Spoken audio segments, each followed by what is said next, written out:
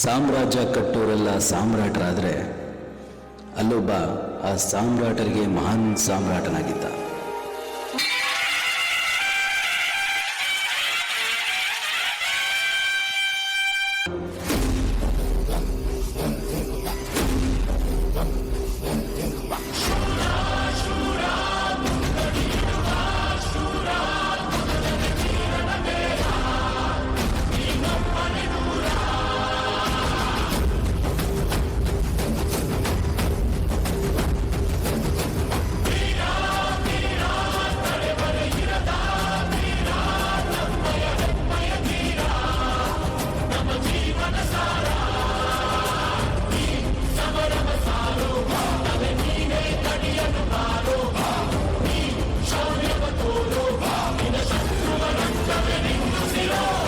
ಬೇರೆ ಭಾಷೆಗಳು, ಸಂಸ್ಕೃತಿಗಳು, ನಾಗರಿಕತೆಗಳು ಇನ್ನೂ ಹುಟ್ಟದಲ್ಲೇ ಕತ್ತಲಲ್ಲೇ ಮುಳುಗಿ ಹೋಗಿ ಇನ್ನೂ ಹಲವಾರು ತೊಟ್ಟಿಲಲ್ಲೇ ಇದ್ದಂಥ ಟೈಮಲ್ಲಿ ಇಡೀ ಭಾರತದ ಮುಕ್ಕಾಲು ಭಾಗವನ್ನು ಈ ಗಂಡುಗಲಿ ಕನ್ನಡಿಗನೊಬ್ಬ ಅವನ ಅಂಗೈನಲ್ಲಿಟ್ಟುಕೊಂಡು ಆಳುತ್ತಿದ್ದ.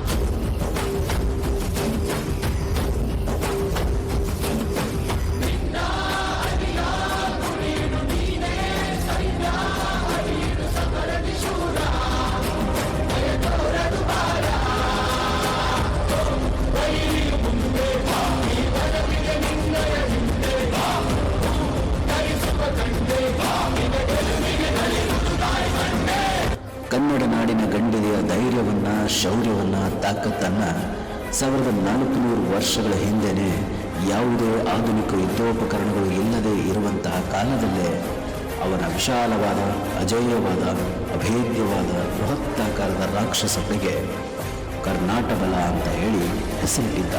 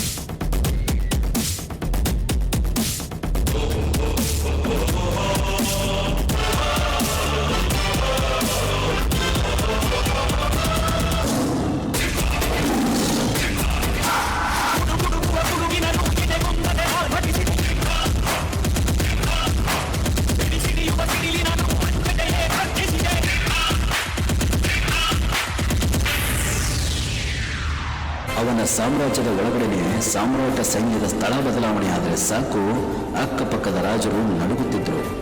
ಎಲ್ಲಿ ನಮ್ಮ ಮೇಲೆ ಆಕ್ರಮಣ ಮಾಡಿಬಿಡುತ್ತಾನೋ ಅಂತ ಭಯ ಇತ್ತು.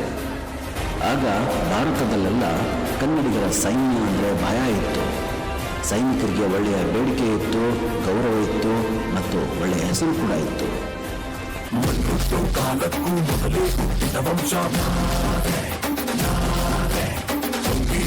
ಮೊದಲೇ ಅಕ್ಕಿ ನೋಟಿದ ವಂಶ ಶಾಲೆಯನೆಂದು ಕಾದಂತ ಪುರಿ ವಂಶ, ಅಕ್ಕಿ ತಿಂದು ಬೆಳೆದ ಕಾಡಾಗಿದ್ದ ವಂಶವು.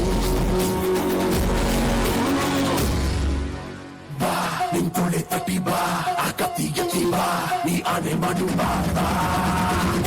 ನಿಂತೊಳೆ ತಟಿ ಬಾ, ಆ ಕತ್ತಿ ಎತ್ತಿ ಬಾ, ನೀ ಆನೆ ಮಾಡು ಬಾ.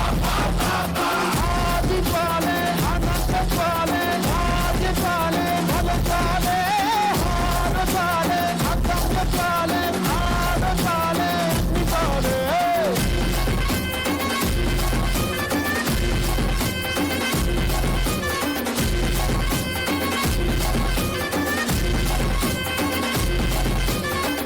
ಕರ್ನಾಟಕದ ಇತಿಹಾಸದಲ್ಲಿ ಸುವರ್ಣಾಕ್ಷರಗಳಲ್ಲಿ ಚಹರು ಬರೆದಿಡಬೇಕಾದ ಚಾಲುಕ್ಯ ವಂಶದ ಶೂರ, ಚಾಲುಕ್ಯ ಪರಮೇಶ್ವರ, ದಕ್ಷಿಣ ಪತೇಶ್ವರ, ದಿಗ್ವಿಜಯಗಳ ಅಶ್ವಮೇಧ ಯಾಗ ಮಾಡಿದ ಇಮ್ಮಡಿ ಪುಲಕೇಶಿ.